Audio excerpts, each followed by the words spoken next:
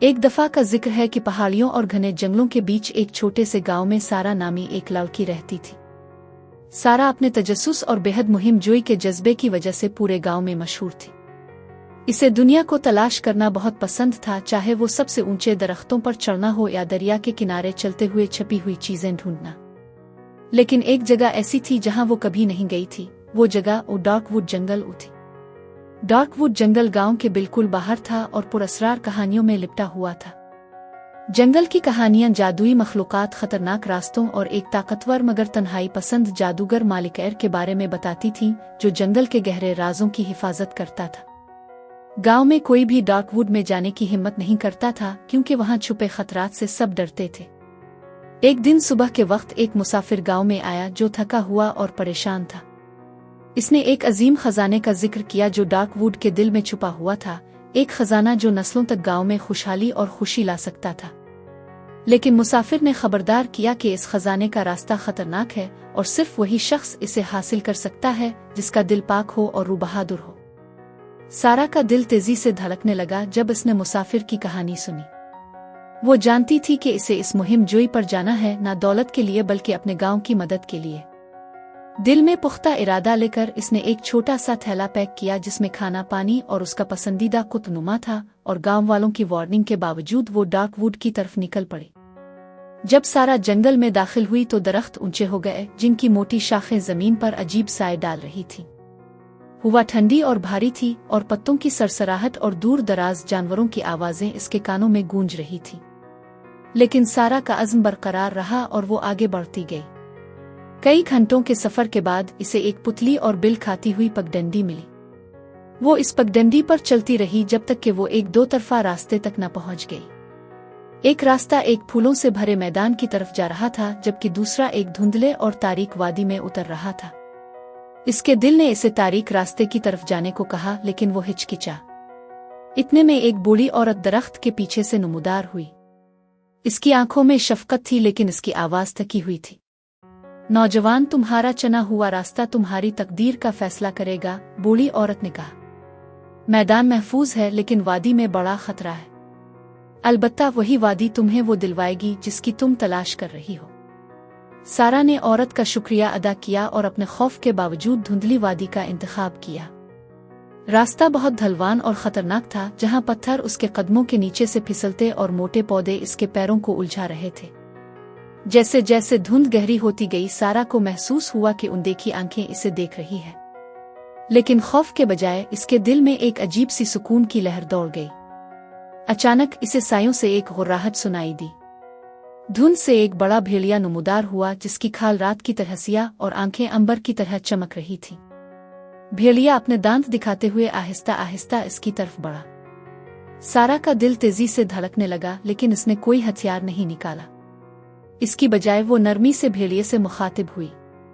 मैं तुम्हें नुकसान पहुंचाने नहीं आई हूं, इसने सरगोशी की। मैं सिर्फ अपने गांव की मदद करने के लिए एक मुसाफिर हूं। भेड़िया रुक गया और उसने अपना सर हिलाया, जैसे वो सारा की बात समझ रहा हो। सारा ने अपने थैले से एक रोटी का टुकड़ा निकाला और भेड़िए की तरफ बढ़ाया। भेड़िया रोटी को सूंघता रहा, फिर नरमी से इसे सारा के हाथ से ले लिया और धुंध में गायब हो गया। सारा ने सुकून का सांस लिया और अपनी मुहिम जारी रखी। जल्द ही वो एक पथरीला पिल पार करके एक लावे की नदी के ऊपर पहुंची।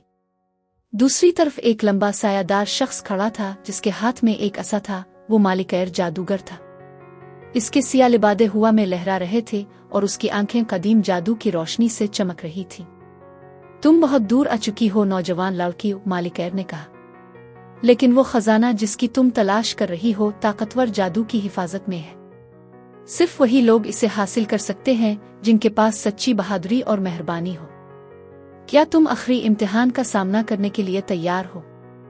सारा ने सर हिलाया, हालांकि इसके हाथ लरज रहे थे। मालिकैर ने अपना असा लहराया और पथरीला पिल इसके पीछे टूट गया, इसे एक तंग किनारे पर कैद कर दिया। फिर जादूगर ने अपना हाथ उठाया और जमीन कांपने लगी। जमीन से एक बहुत बड़ा अजदा नुमदार हुआ, जिसकी खाल आग की तरह चमक रही थी। सारा का दिल जोर से धड़कने लगा, लेकिन इसने भेड़िए को याद किया और वो लम्हा जब इसने खौफ के बजाय मेहरबानी दिखाई थी। अजदा गिर जा, लेकिन सारा ने अपनी जगह से हिलने के बजाय नरमी से कहा, मैं तुमसे लड़ना नहीं चाहती, इसने मजबूत आवाज में कहा। मैं सिर्फ अपने लोगों की मदद के लिए आई हूँ। अगर तुम इस खजाने की हिफाजत कर रहे हो तो मैं तुमसे दरख्वास्त करती हूँ कि मुझे इसे ले जाने की इजाजत दो, ताकत के जरिए नहीं बल्कि तुम्हारा भरोसा जीत कर। अजदे की आंखें तंग हो गईं और कुछ देर के लिए खामोशी छा गई। फिर सारा की हैरत के लिए अजदे ने अपना सर झुका लिया और इसे आगे बढ़ने दिया। जैसे जैसे वो इसके करीब गई, इसका एतमाद बढ़ता गया। सारा ने अपना हाथ अजदे की नाक पर रखा और इसे अपनी गर्म सांस महसूस हुई। अजदे ने एक तरफ हिटकर चट्टानों के नीचे छुपा हुआ एक छोटा सा संदूक जाहिर किया। सारा ने संदूक खोला और इसमें सोने आ जवाहरात की बजाय एक चमकता हुआ क्रिस्टल पाया जो नर्म रोशनी से दमक रहा था। जब इसने इसे अपने हाथों में उठाया तो इसे अपने अंदर एक अजीब सा सुकून और गर्म जोशी महसूस हुई। यही वो सच्चा खजाना था, डार्कवुड का दिल, एक जादुई शय जो जमीन को शिफा और खुशहाली दे सकती थी।